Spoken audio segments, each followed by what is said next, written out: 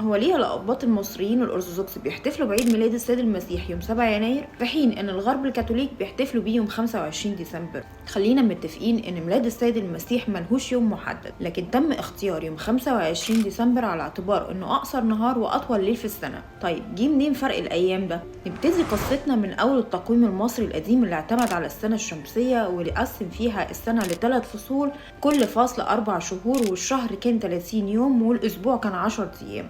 ولما نيجي نحسبها هنلاقي ان السنة 360 يوم، واضاف عليهم 5 ايام زيادة للاحتفالات بالآلهة، يعني السنة تبقى 365 يوم. لحد ما جه الرومان وحطوا التاتش بتاعهم وعملوا بعض التعديلات اللي سموه التقويم اليولياني نسبة ليوليوس قيصر، وخلوا السنة 365 يوم و6 ساعات. جه بعد كده البابا جريجوري اللي حط التقويم الجريجوري في القرن ال16، وعاد تعديل السنة عشان تكون 365 يوم و5 ساعات و48 دقيقة و46 ثانية، وده يعمل فرق بين التقويمين 11 دقيقة و14 ثانية، والفرق ده يعمل يوم كل 128 سنة. وإذ فجأة يدي قرار يوم الخميس 4 أكتوبر سنة 1582 إن الناس تنام وتصحى، تلاقي نفسها صحيت يوم 15 أكتوبر الجمعة 1582، يعني زود 10 أيام مرة واحدة على التقويم.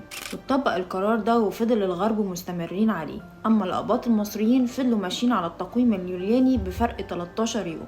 يعني لما نيجي نحسب فرق الثواني بين التقويمين السنة اللي احنا فيها هنلاقي إن في فرق 13 يوم، وده اللي عامل فرق الاحتفال.